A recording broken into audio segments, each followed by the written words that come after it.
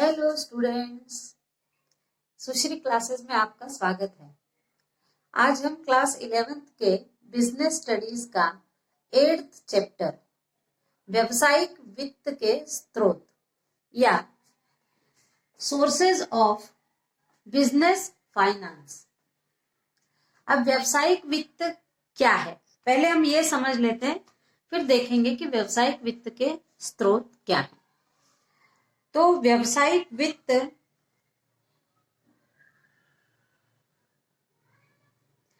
यदि किसी भी व्यवसाय को की स्थापना करना हो और उसका विकास करना हो तो वित्त का स्थान सबसे पहले होता है। वित्त का अर्थ मतलब है अर्थ या पैसा। वित्त के अभाव में कोई भी व्यवसायिक क्रिया संचालित नहीं की जा सकती। अब पहले हमारे यहाँ जब औद्योगिकरण नहीं हुआ था तब हमारे यहाँ के व्यवसाय छोटे छोटे थे, तो जो व्यवसाय करते थे वो व्यापारी अपने ही घर के वित्त से ही सारा कारोबार कर लिया करते थे। लेकिन जैसे ही औद्योगिकरण हुआ तो व्यावसायिक इकाइयां बहुत बड़ी बड़ी हो गई और उन बड़ी इकाइयों को स्थापित करने के लिए और उनका संचालन करने के लिए अतिरिक्त वित्त की आवश्यकता हुई, जो स्वयं के कोष से पूर्ण नहीं हो सकती थी। ऐसी स्थिति में कोषों के व्यवसाय के लिए वित्त की व्यवस्था की जाने की आवश्यकता महसूस हुई। तो व्यावसायिक वित्त से अर्थ क्या है? तो लाभ के उद्देश्य से संचालित की जाने वाली सभी मानवीय क्रियाओं को व्यवसाय कहते हैं। लाभ की दृष्टि से जो क्रियाएं की जाएंगी वो व्यवसाय के अंतर्गत आती है। और वित्त से आशय है मुद्रा। व्यावसायिक वित्त में व्यवसाय का अर्थ है लाभ के उद्देश्य से की जाने वाली क्रियाएं और वित्त का अर्थ है मुद्रा, तो जिसमें मुद्रा का प्रबंध और संचालन भी सम्मिलित किया जाता है।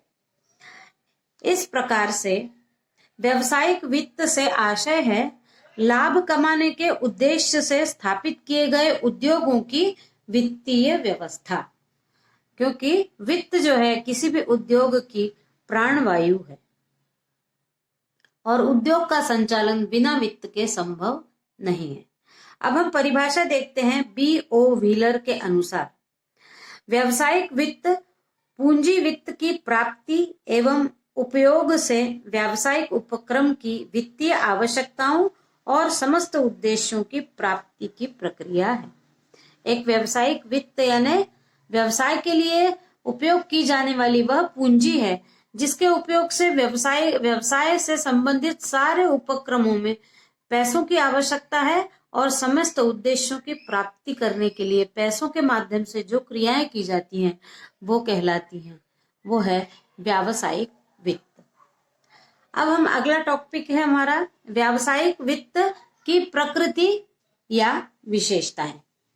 तो पहला है व्यावसायिक उद्देश्यों को प्राप्त करने के लिए वित्त की उपलब्धता आवश्यक है। यदि व्यवसाय किसी उद्देश्य से किया जा रहा है तो उस उद्देश्य को प्राप्त करने के लिए वित्त ही सबसे बड़ी आवश्यकता है। फिर दूसरा है छोटे बड़े सभी व्यावसायिक उपक्रमों को वित्त की आवश्यकता होती है, चाहे वो उपक्रम छोटा हो चाहे बड़ा हो। यदि छोटा है और व्यवसायकर्ता यदि धनाढ्य है तो उसे बाहर से वित्त की आवश्यकता नहीं होती, लेकिन बड़े व्यापार के लिए बाहरी वित्त की भी आवश्यकता होती है। फिर है अगला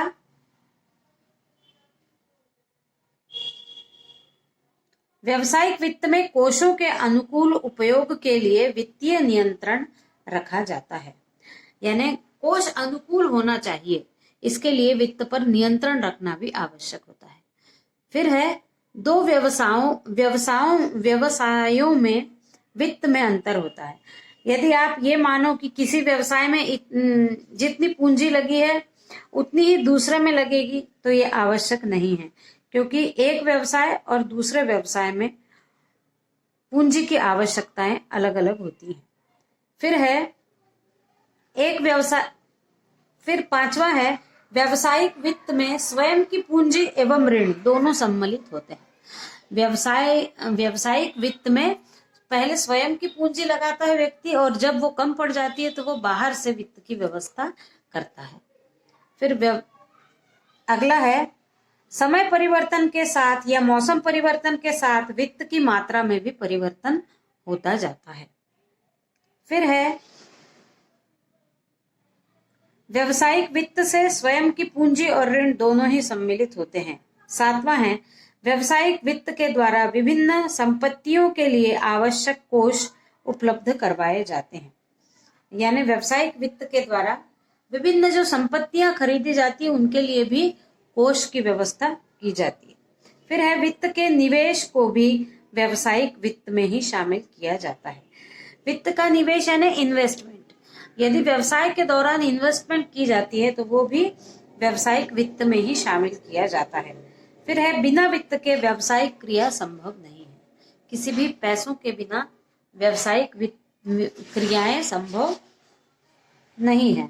और फिर अंतिम है व्यावसायिक वित्त में स्थायी और कार्यशील दोनों प्रकार की पूंजी का अध्ययन किया जाता है। अब स्थायी पूंजी यानी जो भवन में लगा दी जाती है, जो मशीनरी में लगाई जाती है, वो स्थायी पूंजी कहलाती है। और क्रियाशील पूंजी यानी कच्चा माल खरीदना, श्रमिकों को देना, श्रमिकों से लेना, पैकिंग के लिए देना, ये पूरी क्रियाशील पूंजी होती है। ये दोनों ही वित्त में सम्मिलित की जाती है। अब अगला हमारा टॉपिक है व्यावसायिक वित्त का महत्व। तो वित्त तो व्यावसायिक जीवन का अमृत है।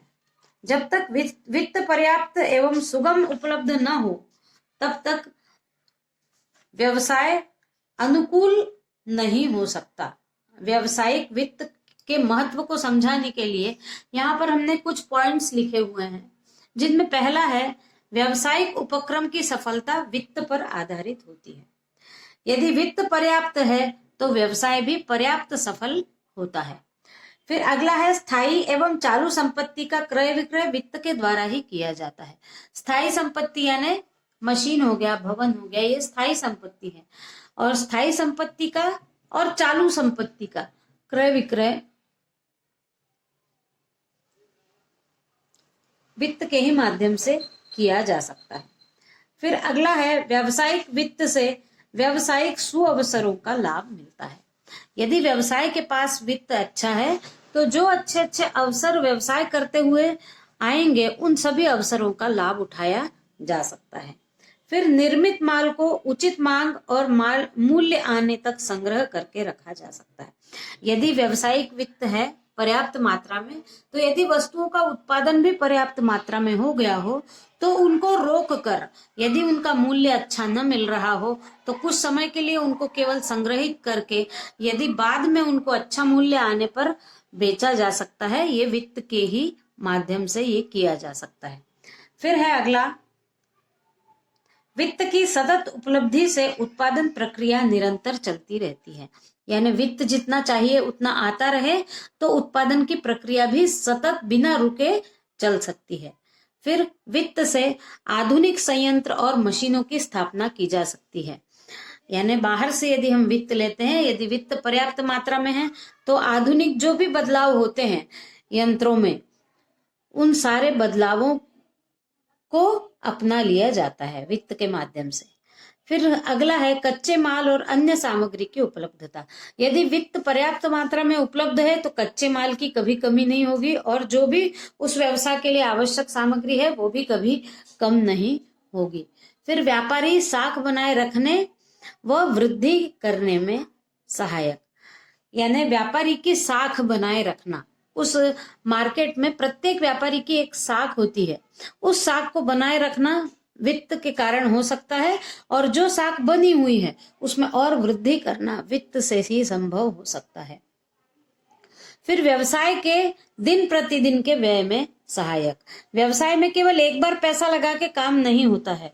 व्यवसाय करते हुए दिन प्रतिदिन कार्य व्यय करने की आवश्यकता होती है। तो यदि वित्त की उपलब्धता है तो दिन प्रतिदिन व्यय करना आसान हो जाता है। फिर है व्यवसाय की सफलता व कुशलता में सहायक। व्यवसाय की कुशलता और सफलता सारी वित्त पर निर्भर करती है। अब हम देखते हैं हमारा अगला टॉपिक है व्यावसायिक वित्त के प्रकार एवं उनके उपयोग। तो व्यावसायिक वित्त 3 प्रकार का होता है: दीर्घकालीन वित्त, मध्यमकालीन वित्त और लघुकालीन वित्त। ये 3 प्रकार का वित्त होता है। पहला है दीर्घकालीन वित्त। तो व्यवसाय की स्थायी संपत्ति जैसे भूमि है, भवन, मशीन, संयंत्र, इनको खरीदने के लिए दीर्घकालीन वित्त की आवश्यकता होती है। दीर्घकालीन वित्त की समयावधि है 5 से 10 वर्ष तक की। ये दीर्घकालीन वित्त कहलाते हैं। जब 5 से 10 वर्ष के लिए व्यापारी जब वित्त की व्यवस्था करते हैं तो उसे दीर्घकालीन वित्त कहा जाता है। ये बड़े आकार के व्यवसायों के लिए आवश्यक होता है और इन्हें प्राप्त किया जा सकता है किन किन स्रोतों से। तो पहला है अंशों के द्वारा। अंश यानी पूरी किसी भी उद्योग का, व्यवसाय का जो पूरी कुल पूंजी है, उस पूंजी को छोटे छोटे अंशों में विभाजित करके वो जनता में इशू किए जाते हैं। इससे क्या होता है कि जनता उन अंशों को, अंश यानी शेयर्स, जनता उन शेयर्स को खरीदती है और उसके माध्यम से कंपनी को वित्त प्राप्त होता है। दूसरा है ऋण पत्रों के द्वारा। ऋण पत्र यानी ये भी ऋण पत्र अंशों के ही समान होते हैं जो जनता को दिए जाते हैं। जनता उनको लेती है, उनसे लाभ प्राप्त करती है क्योंकि ब्याज देना पड़ता है उस पर। फिर तीसरा है वित्तीय संस्थाओं द्वारा। बहुत सारी संस्थाएं ऐसी हैं जो वित्त देती हैं। और फिर अवितरित लाभ के पुनः विनियोजन के द्वारा। अवितरित लाभ यानी जैसे लाभ हुआ, उस लाभ को कर्मचारियों में बांटकर फिर सारा कार्य करने के बाद जो शेष लाभ बचा है उस लाभ को पुनर्विनियोजित यानी फिर से उसी व्यवसाय में लगाकर, इस प्रकार से वित्त प्राप्त होता है। फिर दूसरा है मध्यकालीन वित्त। मध्यकालीन वित्त 1 से 5 वर्ष तक के लिए जो वित्त होती है उसकी अवधि 1 से 5 वर्ष के लिए होती है। व्यवसाय की चल पूंजी की आवश्यकता की पूर्ति इसी वित्त से की जाती है। चल पूंजी यानी जो उनको लगभग, जैसे मशीन, भूमि तो एक बार लगाई जाती है, लेकिन कच्चा माल खरीदने के लिए वगैरह जो की जाती है वो चल पूंजी। इसमें मशीनों की प्रतिस्थापना, सुधार कार्य हो गया, शोध और विकास कार्य, बड़े पैमाने पर विज्ञापन देना हो, उत्पादन की नई तकनीकों को अपनाना हो, तो मध्यकालीन वित्त की आवश्यकता होती है। व्यापारी उद्योगों की तुलना में निर्माणक उद्योगों को मध्यकालीन वित्त की आवश्यकता ज्यादा होती है। अब ये वित्त कहाँ से प्राप्त होगा? तो पहला है विमोचनशील पूर्वाधिकार अंशों के द्वारा, दूसरा ऋण पत्रों के द्वारा, फिर विशेष वित्तीय संस्थाओं के द्वारा, सार्वजनिक जमाएं यानी लोग जो सार्वजनिक ऐसा ही कुछ प्राप्त करके, अंश और ऋण पत्रों के ही समान जब जनता इन्वेस्ट करती है किसी व्यवसाय में तो उसके द्वारा प्राप्त जमाओं के माध्यम से, और व्यापारिक बैंकों से ऋण लेकर मध्यकालीन वित्त की पूर्ति की जाती है। फिर अगला है लघु या अल्पकालीन वित्त। इन ऋणों से व्यवसाय की दिन प्रतिदिन की आवश्यकताओं को पूरा किया जाता है और इनकी अवधि 1 वर्ष से कम होती है। इन्हें कार्यशील पूंजी भी कहते हैं। ये रोज प्रतिदिन के खर्चों के लिए ली जाती है और ये प्राप्त होती हैं व्यापारिक बैंकों से 1 वर्ष से कम अवधि के लिए ऋण, 1 वर्ष से कम अवधि की सार्वजनिक जमाएं, ग्राहकों से प्राप्त अग्रिम वित्त और प्राप्य विपत्रों से वित्त की व्यवस्था की जाती है। इस वीडियो में बस इतना ही। Thank you.